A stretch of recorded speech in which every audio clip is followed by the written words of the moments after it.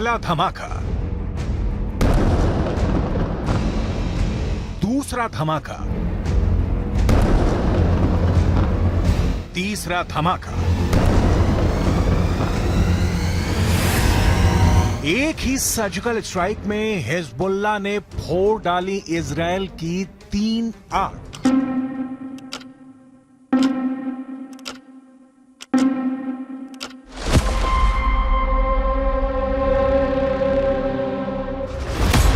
पहली आंख, दूसरी आंख, तीसरी आंख। हिजबुल्लाह ने मिसाइल अटैक करके इजरायल की 3 आंखों को फोड़ दिया। ये मेरान एयर सर्वेलेंस बेस है और यहां इजरायल के रेडार और कम्युनिकेशन सिस्टम थे जिससे वो लेबनान में हिजबुल्लाह पर नजर गड़ाए रहता था।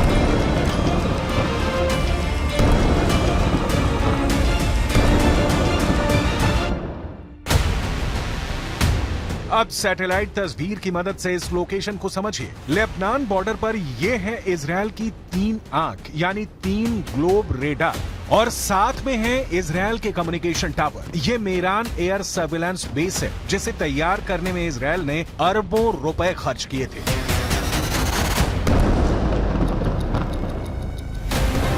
यही वजह है कि लेबनान के हिजबुल्लाह ने इसे अपना सॉफ्ट टारगेट बनाया। बेरूत में हमास के डिप्टी चीफ सालेह अल अरूरी की मौत के बाद यह हिजबुल्लाह का इजरायल पर सबसे बड़ा हमला है।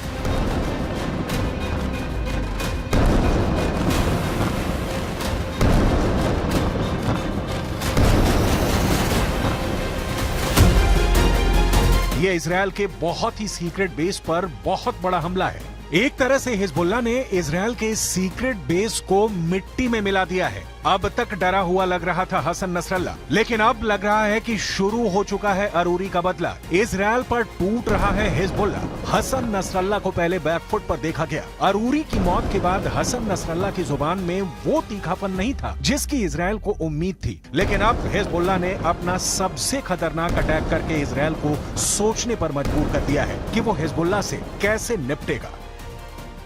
עדיין יש בג'באליה מחבלים. רק כעת הם פועלים ללא מסגרת וללא מפקדים. נתקלנו וגם ניתקל. בירי רקטי ספורדי מהמרחב הזה. תקפנו אותו ונמשיך לתקוף ונמשיך להעמיק את ההישג באזורים האלה. זה דורש זמן. אין קיצורי דרך בלחימה בטרור.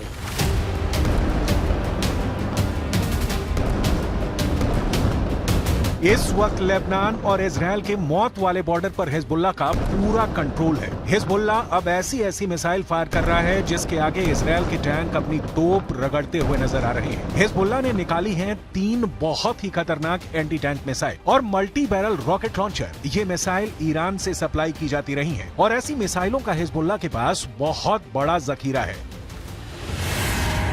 हिजबुल्लाह 3 तरह की एंटी टैंक गाइडेड मिसाइल इस्तेमाल कर रहा है। ये है कॉर्नेट, इसकी रेंज 5 किलोमीटर तक है। ये रूस की मिसाइल है, लेकिन अब ईरान इसका देसी वर्जन देहलाविया तैयार कर चुका है और ऐसी बहुत सी मिसाइल अब हिजबुल्लाह के पास है। दूसरी है BGM-71 TOW टो anti tank guided missile. Range है 3.5 किलोमीटर। ये अमेरिका में बनी मिसाइल है, लेकिन अब इसकी नकल ईरान तैयार कर रहा है और उसने हिजबुल्लाह को सप्लाई की है। तीसरी है 85 कॉनकोर्स, रेंज 4 किलोमीटर। ये भी रूस ने बनाई है और अब ईरान में ये तोसान नाम से तैयार की जाती है। इन्हीं मिसाइलों से हिजबुल्लाह ने इजरायल के मेरान एयर सर्विलांस बेस पर हमला किया है। ये तीनों मिसाइल बहुत ही घातक है और जिस तरह से इन्होंने इजरायल के अड्डे उड़ाए हैं उससे ये बात साबित हो जाती है। हिजबुल्लाह का दावा है कि उसका हर हमला इजरायल को मुंहतोड़ जवाब है। बताया जा रहा है कि हिजबुल्लाह ने इस अड्डे को उड़ाने के लिए 60 से ज्यादा मिसाइल फायर की हैं और सभी अपने टारगेट पर लगी।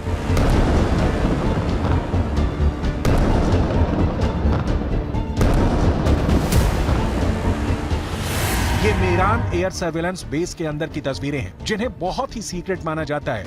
ये बेस 1967 में बनाया गया था ताकि लेबनान बॉर्डर पर नजर रखी जा सके। इसका कंट्रोल इजरायल की एयरफोर्स के पास है। इस बेस से हवाई टारगेट को भी ट्रैक किया जाता रहा है और रॉकेट और तोप के गोलों को भी ट्रैक किया जाता है ताकि लेबनान बॉर्डर से लगे उत्तरी इजरायल के इलाकों को सुरक्षित रखा जा सके।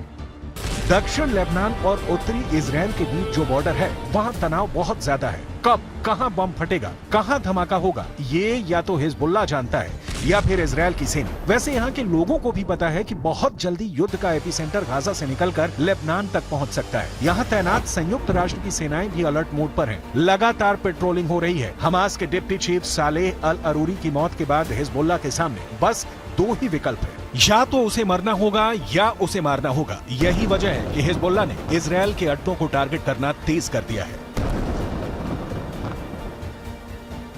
इस वक्त पश्चिम एशिया में युद्ध की जो आग लगी हुई है, गाजा पर बमबारी के बीच हमास और इजराइल के बीच जिस तरह की टक्कर हो रही है, उसमें अब नया खतरा इजराइल और लेबनान बॉर्डर का भी है। यहाँ भड़के शोले अब युद्ध की इस आग को 10 गुना भड़का सकते हैं और अब दुनिया में सिर्फ 4 लोग इसे कंट्रोल कर सकते हैं। पहले हैं इजराइल के प्रधानमंत्री बेंजामिन नेतन्याहू, दूसरे हैं ईरान के राष्ट्रपति इब्राहिम रईसी, तीसरे हैं अमेरिका के राष्ट्रपति जो बाइडेन और चौथे हैं यूरोप से लेकर अमेरिका तक सबको हिला देने वाले रूस के राष्ट्रपति व्लादिमीर पुतिन। इस वक्त सबसे ज्यादा एक्टिव ईरान है। खासकर किरमान में आतंकी धमाकों के बाद ईरान ने हिजबुल्लाह और यमन के हूथी विद्रोहियों को चौकन्ना रहने के लिए कहा है। ईरान ने इन दोनों मिलिशिया तक पहले ही इतने हथियार पहुंचा दिए हैं कि अगर इजराइल ने गाजा पर बमबारी नहीं रोकी तो हिजबुल्लाह और हूथी दोनों इजराइल पर बम बनकर फट सकते हैं। ये बात नेतन्याहू भी जानते हैं। הנחתה את צה"ל לצאת למלחמה כדי לחסל את החמאס, להשיב את חטופינו ולהבטיח שעזה לא תהיה עוד איום על ישראל. אסור לעצור את המלחמה עד שנשיג את כל היעדים הללו.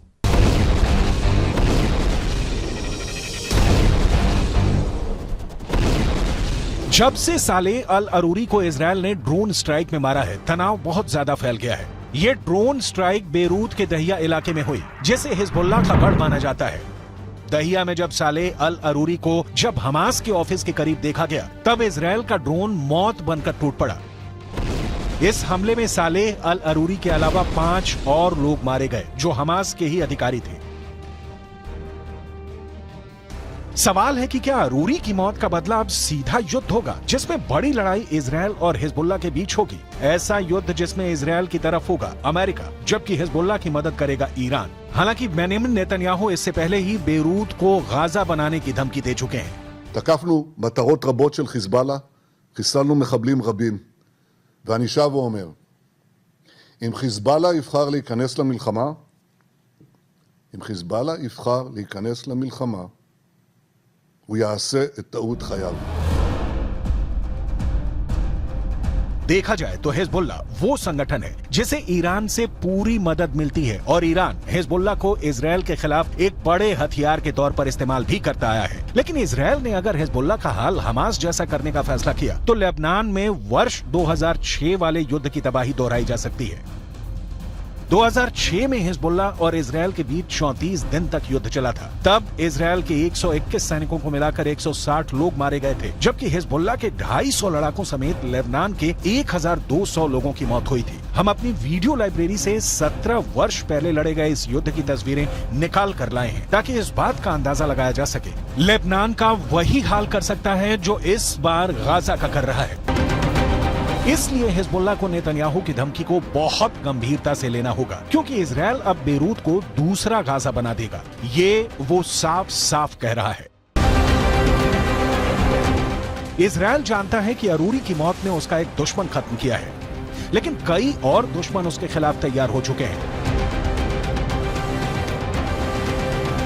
हमास के चीफ इस्माइल हानिया ने भी कह दिया है कि इजराइल को अरूरी के मर्डर की कीमत चुकानी होगी। अरूरी की मौत से इजराइल के 3 बड़े दुश्मनों को बहुत जोरदार झटका लगा है। पहला झटका हमास को लगा है, क्योंकि सालेह अल अरूरी इस्माइल हानिया के बाद हमास में दूसरा सबसे बड़ा नाम था। दूसरा झटका ईरान को लगा है, क्योंकि सालेह अल अरूरी ने ही सीरिया में युद्ध को लेकर हिजबुल्लाह और ईरान के साथ आए मतभेद को दूर किया था। तीसरा बहुत बड़ा झटका हिजबुल्लाह को लगा है, क्योंकि इजराइल ने बता दिया है कि अब वो लेबनान की राजधानी बेरूत और हसन नसरुल्लाह के गढ़ को टारगेट करने से पीछे नहीं हटेगा।